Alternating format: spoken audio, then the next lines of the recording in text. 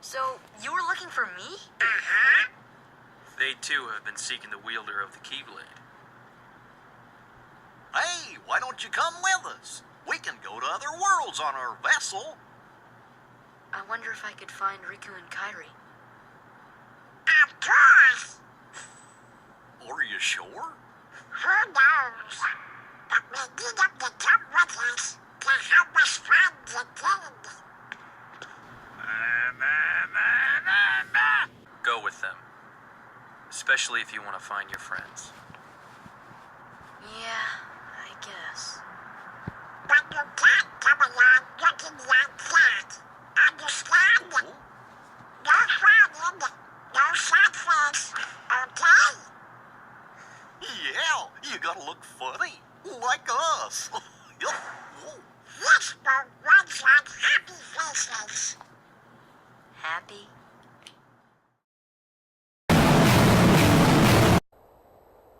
Well.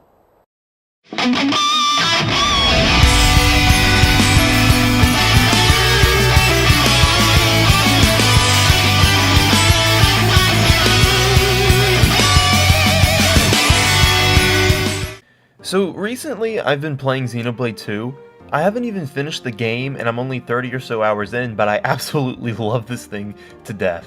I love it so much that I wanted to do another video game versus video, like the one I did about Persona 5 and Breath of the Wild. By the way, go check that out, please and thanks. I was thinking about what would be a good video game to pair Xenoblade 2 to. So I thought about Final Fantasy 15 and I was off. I was writing the script, I was editing, and all this and that, until I realized that literally everything Final Fantasy 15 does, Xenoblade 2 does better. And I can elaborate that on another time, but that's just my opinion about those two in a nutshell. So I thought, what recent RPG game could I pair Xenoblade 2? And then it hit me.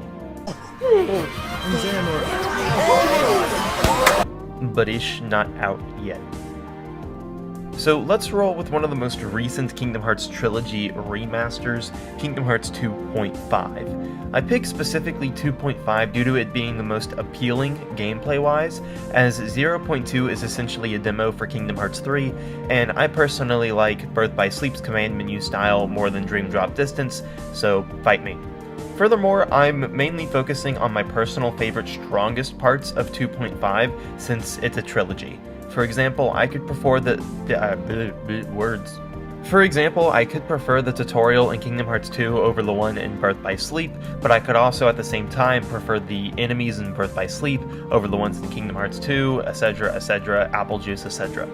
So I'm going to try and address all aspects of all these different games that I'm technically pitting against each other, but don't be shocked if I pick specific things from one Kingdom Hearts to another, if that makes any sense whatsoever. And slight disclaimer, at the time of this particular recording, like as you can hear my voice, I'm currently sick, my throat is scratchy, something's going on with my ear, it's weird, my nose has been running for the past couple of days, but that seemed to kind of die down today, so here's to hoping that I get better. But this video in and of itself is probably going to be a couple days to record and edit and things like that. So not everything I'm wanting to do for this video is actually going to be in the final product, which sucks because I have a lot of awesome stuff planned for this video, but there's your long disclaimer.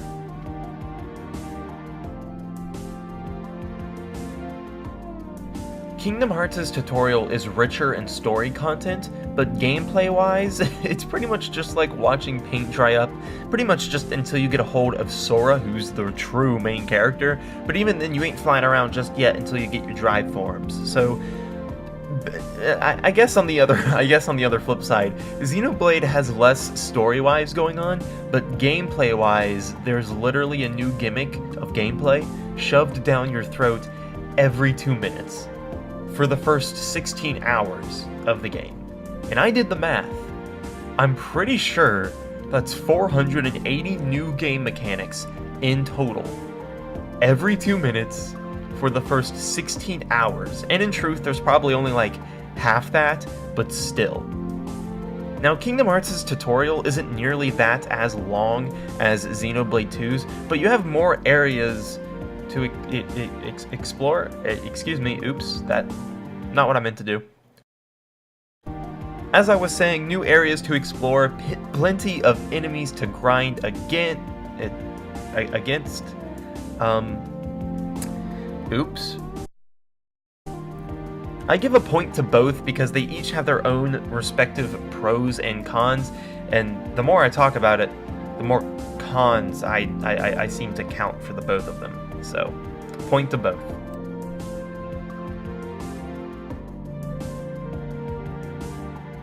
Both games are going to require that you grind a hefty amount from the beginning. Both of these games kind of have that classic RPG feel, to where no matter how long you grind, be it for 6 hours, for 10, for 12, etc., you're going to be losing to the bosses a lot. But then, miraculously, thank God for the heavens of the mercy and yada yada yada, you'll win simply by changing your gear. And oh my god, it's the most frustrating thing of any JRPG I've ever played.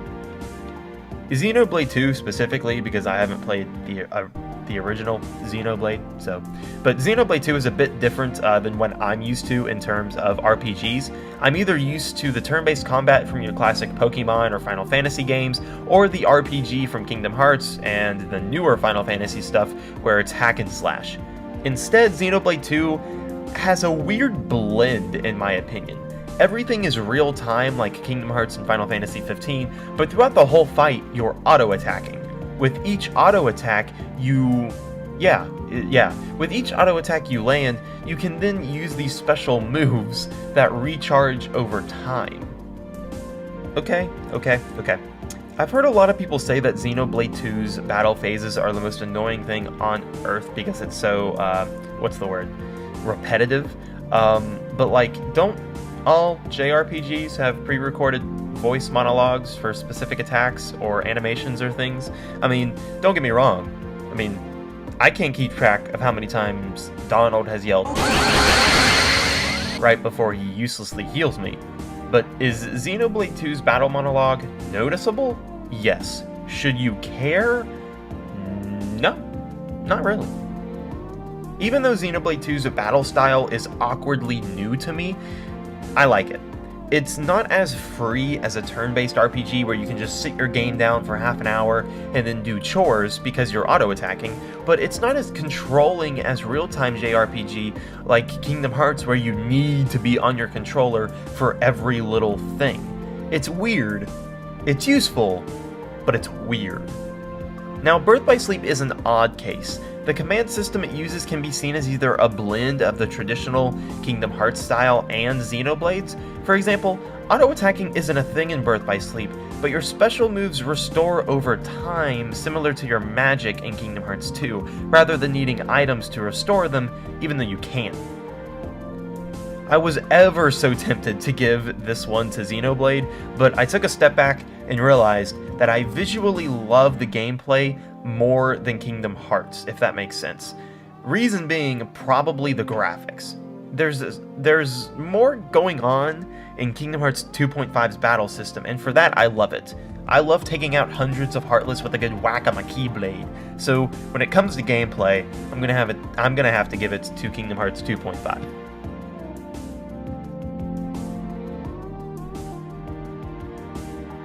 Alright, kill me, because this is a lot. Kingdom Hearts 2 casts can't really be explained at face value without looking at Kingdom Hearts 1, because Disney and Final Fantasy both actually don't have characters within the Kingdom Hearts franchise that are original to Kingdom Hearts, that being said, I'm probably just going to focus on the Kingdom Hearts original cast only. So in Kingdom Hearts 2, we're introduced to the feelingless shell of Sora that is Roxas. Now, Roxas is basically Shadow the Hedgehog, but not as edgy, and has more of a tragic history. Maria, why did you leave me, huh? Once you're done with Roxas throughout the tutorial, because he's just a nobody, you play as Sora from Kingdom Hearts 1. Now, in Kingdom Hearts 1, Sora was carefree and just wanted his friends back from a long journey.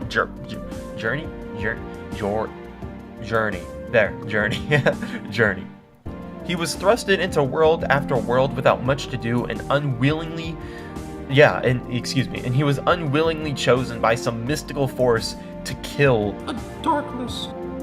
In Chain of Memories, Sora has the same attitude of carefreeness up until about halfway through the game, where then he becomes Edgelord McGee, and then he takes about a year-long nap, and bam, Kingdom Hearts 2, he's cool again.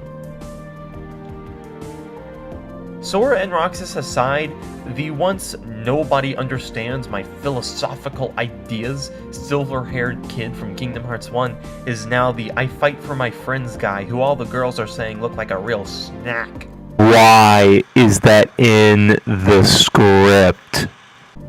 Throughout the game, you'll meet Organization 13, except there's only like 8 of them because Sora was cranky during his edgy phase. Killing me! Get the out of my room and play Minecraft! Jokes aside, Kingdom Hearts 2 actually did build an incredibly awesome, in my opinion, villain plotline involving Organization 13. The final mixed version of the game also does not shy away from its original's success and adds even more awesomeness. Now, concerning Birth by Sleep, you stick with 3 main characters throughout the game. Water. Earth. Air. You got Mama Aqua, Son Ventus, and Papa Terra, but he's kinda more like a big brother. And no, they aren't related. Then you have Grandpa, who's teaching you 3 youngins how to be the best like no one ever was, and Grunkle Xehanort, who just wants to possess Terra and kill Ventus, which is just average Grunkle stuff. In Xenoblade, you pretty much meet the whole cast from the first chapter, which is the tutorial of the game. There's Rex, Pyra, Nia, Dromark, Tora, and Poppy, and these are your playable characters and their partners respectively, being like Rex is the playable character and then Pyra is the partner. Most of these characters get some form of an upgrade throughout the game that kind of changes their personality, so they're like a new person but not really. So take that with a grain of salt. Throughout the game you then meet some pretty cool characters. I'm just going to kind of list them off. You meet Zeke, who's your comic relief character, Tutters, who was the god of the new world, Pandoria, but she doesn't matter, and then some really, really strong people, but surprise, you're stronger than them, and then lastly, you're going to meet... Well. Personally, I like the cast of Xenoblade 2 a lot more than Kingdom Hearts 2. There's more communication between the Xenoblade cast that gives more life to them, I guess, than Kingdom Hearts. However, I like the story and feel of each individual character of Kingdom Hearts more than Xenoblade 2. So for this category, I'm going to have to give 1 to both again, because I think I did that for the tutorial. So, yeah, guys, we're looking pretty good.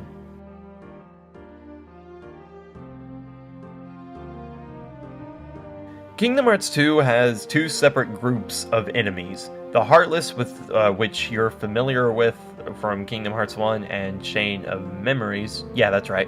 And then the Nobodies, who are empty shells that the Heartless leave behind during birth. And that whole group, the Nobodies, yada yada yada, are introduced in Kingdom Hearts 2, so you don't have to worry about any backstory on that. Now, individually, they don't really have much flavor, and neither do Xenoblade's main enemies. The Heartless and Nobodies look and feel more RPG-like, while Xenoblade's main enemies are either soldiers or living, breathing animals, at least as far as I can tell, 30 plus hours into the game, so yeah. The bosses from Xenoblade, at least again from my 30 plus hours of experience, are pretty much considered rivals. Like, you're going to face most of the same boss more than once, and there are a few exceptions to this, but as far as I can remember, they're more similar to the rivals from Pokemon, except more serious, because they actually want to kill you. So, yeah. In Kingdom Hearts, you're going to be fighting bosses that are either non-relevant to the story and are just random big Heartless, or you're going to be facing some of the organization members from time after time. Now, there is a much smaller pool with Kingdom Hearts, but Heartless excluded, Kingdom Hearts kind of has more depth, I guess, with Organization 13. However, I must say, training more and more with each new chapter within Xenoblade 2 to beat the rivals is extremely satisfying. This being said, I'd give the enemies to Kingdom Hearts, and then I guess the bosses to Xenoblade, and concerning Birth by Sleep, it's somewhat the same story, just replace any mention of Heartless and Nobodies with Unversed, and add any Organization 13 member, and just, replace that with Vanitas. So, again, to both, I'm so sorry, please forgive me.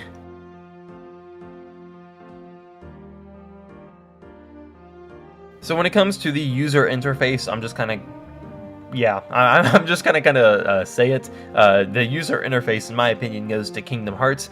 Kingdom Hearts' user interface, specifically in Kingdom Hearts 2, not Birth by Sleep, it's pretty much the same from Kingdom Hearts 1. And I know that I'm kind of handicapping myself from explaining, past relevant games. But the main difference is pretty much just how the character renders and the weapons, accessories, basically just all the graphics got updated when it came to items and stuff. Nothing too over the top different from the original, but even then, everything is still kind of where you'd expect it to be. Now there's unique colors and stuff to specific menus, but it's not as overwhelming as Persona 5's unique animations, if that makes any sense. So Kingdom Hearts 2's user interface, speaking, is semi-bland. Everything is where you expect it to be, but it's neat, it's organized, it's tidy, and Xenoblade's 2 menu makes me... Oh god, there's like 15 different mini-menus that you can access through the character sub-menu, which can then be accessed through the actual menu... Yeah, holy crap, I can't say menu anymore. Which can be accessed through the actual menu, and it's going to take a while to remember how you got where in terms of menu placement, and no, there's no shortcuts you can take either, so I'm going to have to give this one to Kingdom Hearts, as stated earlier.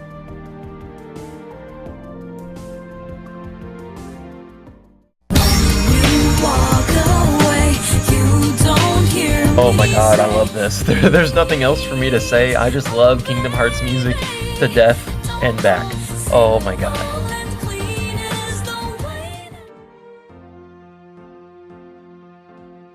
Okay, concerning the plot, I'm just gonna say it. I pretty much like Xenoblade 2's plot more than Kingdom Hearts 2/Birth by Sleep. And don't get me wrong, I love the plot of both of those games, Kingdom Hearts 2 and Birth by Sleep. I love them, okay? They're huge. I love them. I love how it continues the story, specifically speaking of Kingdom Hearts 2 here. I love how it continues the story of Kingdom Hearts 1 and Chain of Memories, while also being tied in with like 358 days out of 2. In my opinion, it's just simply filling.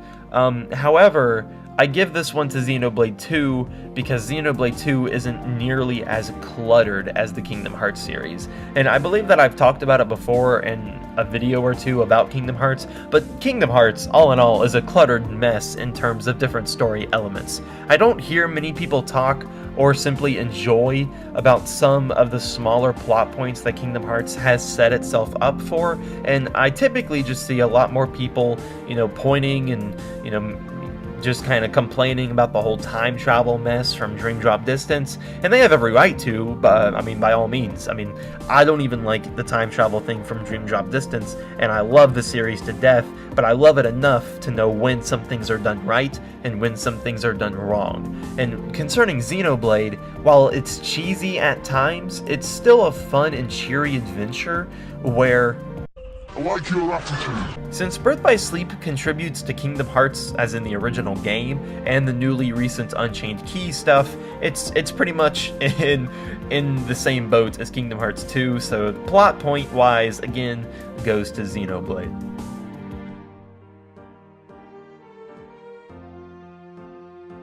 Okay, so the DLC is kind of a funny story. So when I went and picked up the Xenoblade 2 DLC at GameStop last week, when I just went and got the game last week, the guy actually told me that there was a season pass of DLC for the game, but there wasn't actually any DLC available for the game. It was just, pay $30 or whatever for the season pass, and then when the DLC comes out, you get it.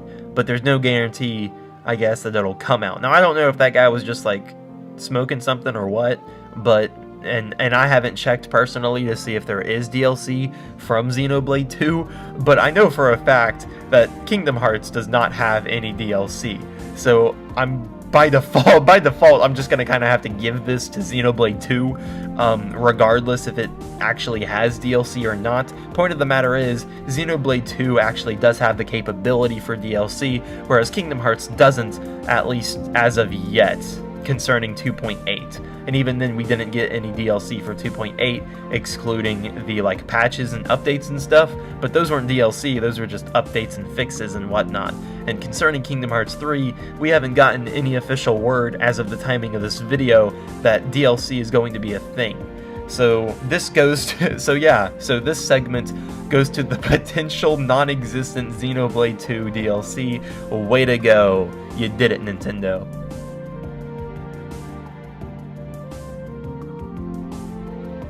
Okay, so for this next one, maps and explorable areas. Now, I didn't actually talk about this during the Breath of the Wild and the Persona 5 video. However, as I was uploading that video, I then realized I should have talked about the maps and explorable areas. So I kind of left my thoughts about the maps and explorable areas of those two games respectively in the comments of that video. So if you guys want to go check that out, please by all means. But because I did feel the need to talk about it after that video, I'm going to include it on this one, just so I don't have to talk about it again.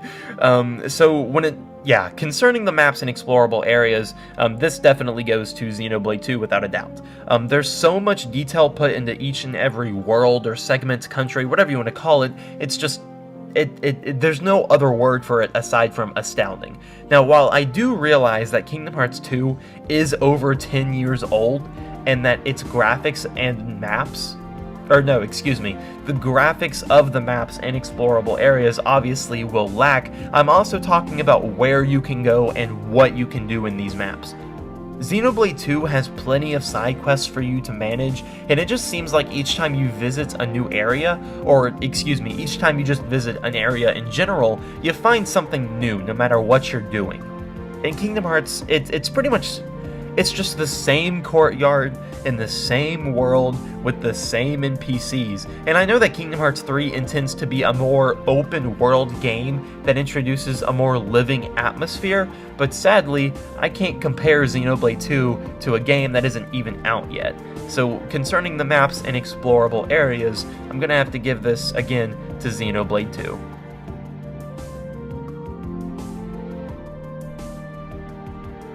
As much as I love the Kingdom Hearts series, I must admit that Xenoblade 2 did spark the same feeling I had when I first played the original Kingdom Hearts game. And this being said, I feel as if I shielded myself okay, I guess, from bias at a good enough standard because I kind of had the same feelings for both games.